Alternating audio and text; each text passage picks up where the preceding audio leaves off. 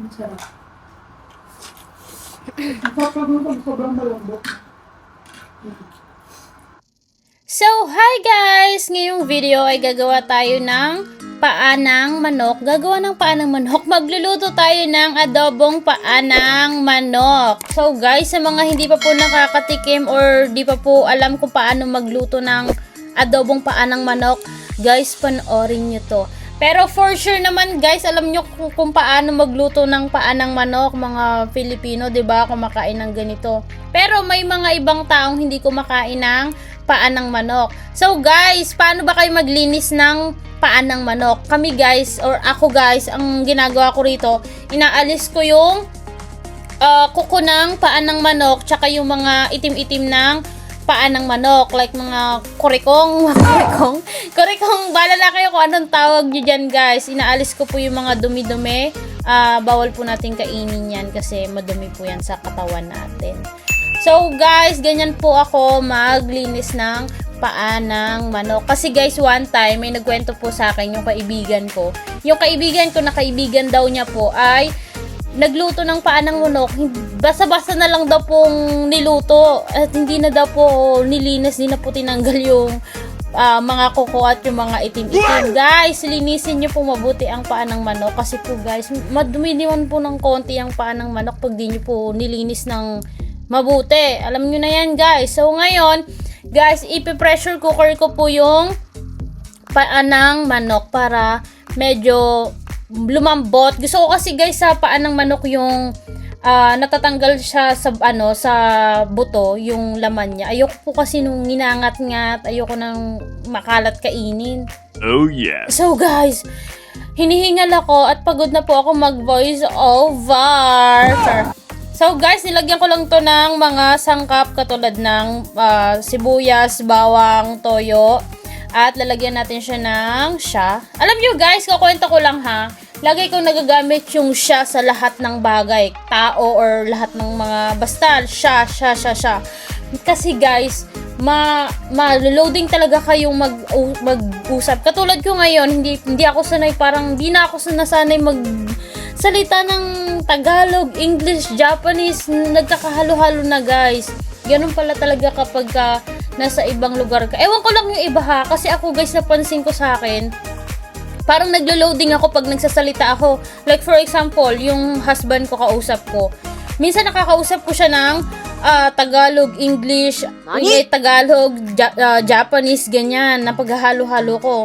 So, balik tayo sa adobo guys. Napakadaldal ko talaga guys. Pasensya na po kayo.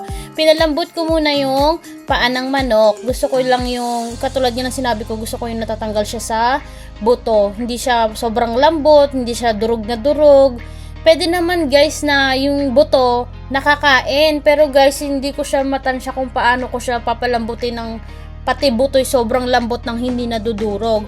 So, ang ginawa ko guys, pinakuluan ko na lang muna siya, pressure cooker ko muna siya ng 30 minutes para yung balat niya nahihiwalay siya sa buto. Ayun guys. So, ang ginawa ko dito ngayon ay sinala ko muna after kong pakuluin, tapos igigisa ko na itong paanang manok. So, ito na nga guys. So guys, alam nyo naman kung paano magisa. Sa mga hindi pa, sige panoorin nyo ito. Gagawin lang natin dito ay magpainit ng kawali or kung anumang kaldero at maglagay na tayo ng mantika, bawang at sibuyas. So syempre guys, luto-lutuin muna natin itong bawang. Pa-brownin mo muna natin itong bawang at isunod din natin ang sibuyas. Pagtapos dito guys, tapos na. Hindi pa po tapos guys. Ilalagay po natin yung paanang manok dito sa ating bawang at sibuyas. So, ang ginagawa ko dito guys ay papakuluin ko lang po muna siya ulit or tatakpan ko siya ng mga 2 to 3 minutes para magsama-sama po yung lasa ng bawang, sibuyas, tsaka po yung pinakuluan ko pong paanang manok. So guys, hindi po ako professional ha. Pasensya na po kayo pero masarap to guys. So guys, ang gagawin po natin ay lalagyan po natin ng toyo, suka, paminta at ng konting brown sugar. So guys, naglalagay po ako ng konting asukal sa adobo para po manamis-namis siya ng konti. Para po maghalo po yung lasa ng alat at tamis. Wow, chef yarn. Tapos lalagyan ko po siya ng pinagpakuluan ko ng paam ng manok kanina. So, after po nyan guys, imimix lang po natin and then tatakpan po natin ito ng mga 2 to 3 minutes ulit. Tapos, pagtapos nito ay pwede na po natin kainin.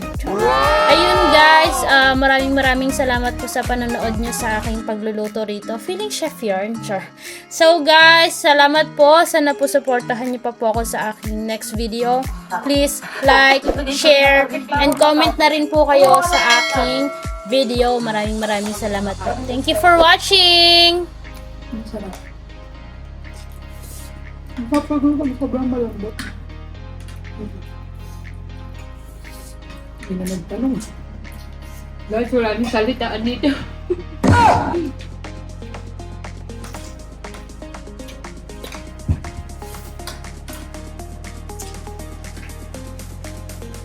Sarap pala kung sobrang lambot. Hindi pa nga malambot yun, hindi natin nakakainin. Ito.